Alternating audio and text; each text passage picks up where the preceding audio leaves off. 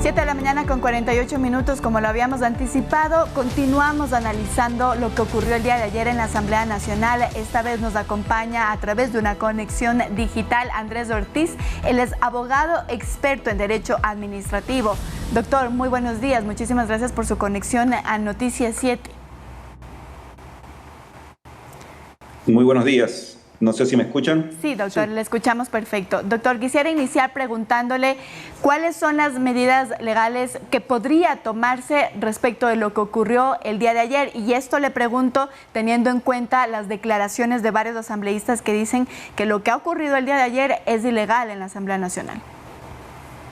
Muchas gracias por la invitación. Un gusto siempre estar con Ecuador TV.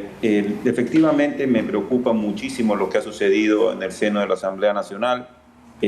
La Constitución y la Ley Orgánica de la Función Legislativa son supremamente claras en establecer que lo que debe conocerse es un informe. La ley dice que se debe, en 48 horas de recibido el informe, debe ser puesto en consideración de los miembros de la Asamblea y posteriormente, en el lapso de 5 días, debe incluirse en el orden del día para que comience la defensa del señor presidente.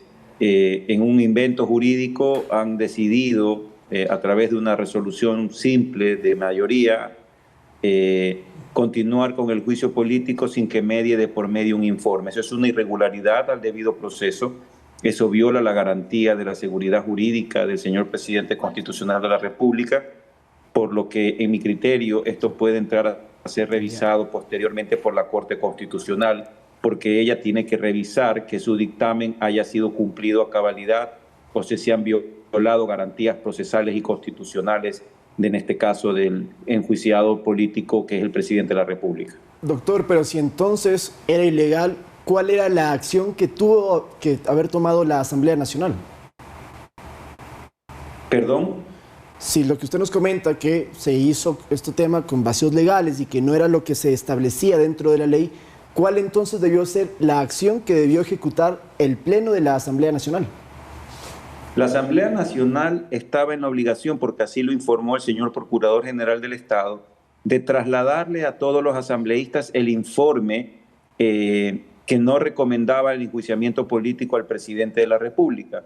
Si bien es cierto, ese informe no tenía los 5 votos para que se constituya en un documento con votación válida, lo cierto es que el Procurador General del Estado manifestó con absoluta claridad y de forma vinculante que la Comisión de Fiscalización solamente puede hacer un solo informe, y ese informe pudiera incluir las posiciones de los otros miembros de la comisión, pero en ningún caso se desconoce que existe un informe y que ese informe es el que tenía que transmitirse a los señores asambleístas, a todos los asambleístas, a los 737, y eso no ha ocurrido. Simplemente yo me pregunto cómo va a hacer el presidente de la República para defenderse si no sabe de lo que se le está acusando. No hay un informe que establezca su responsabilidad política en este juicio político. Por lo tanto, es un verdadero dislate, una violación al procedimiento, una violación a la ley, lo que sucedió el día de ayer en la Asamblea. Es realmente vergonzoso desde mi punto de vista jurídico. Yo, como profesor universitario,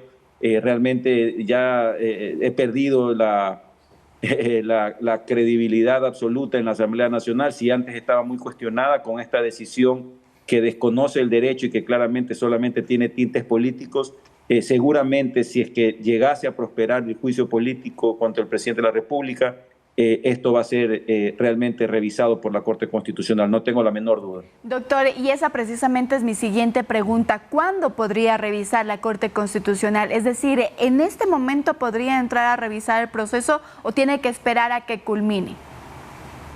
Tiene que esperar a que culmine. Como sabemos, la Corte Constitucional es el último residente de la juridicidad y de la constitucionalidad de este país. No puede inmiscuirse en los otros poderes del Estado, solamente cuando le es requerido.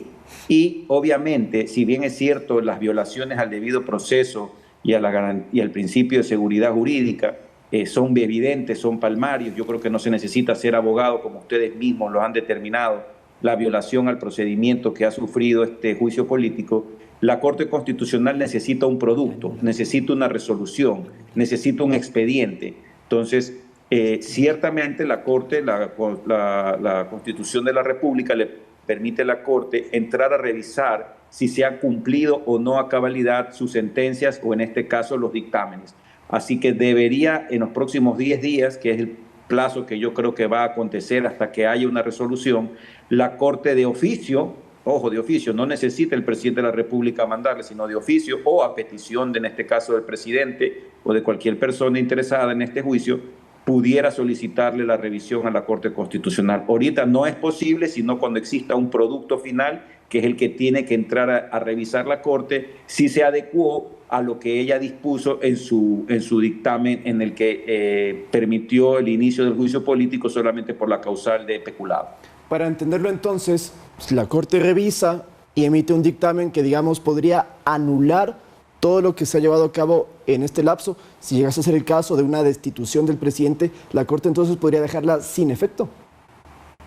Claramente, por supuesto, cuando hay una violación a los derechos constitucionales de, en este caso, cualquier persona, pero en este caso del primer magistrado, así, del acusado, la Corte, acuérdense ustedes que le dispuso al Consejo de Participación que nombre al Consejo de la Judicatura, al presidente del Consejo, y no lo cumplió dentro del plazo y los destituyó.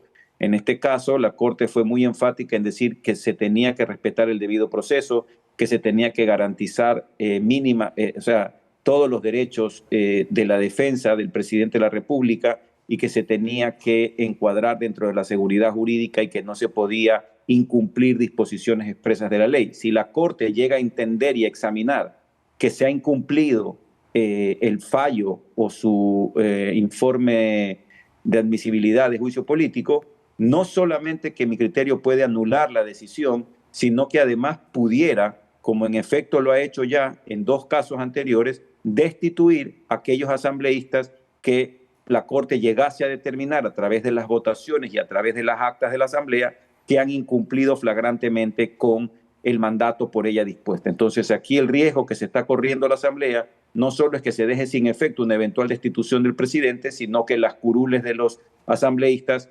desaparezcan porque la Corte ordene su destitución inmediata.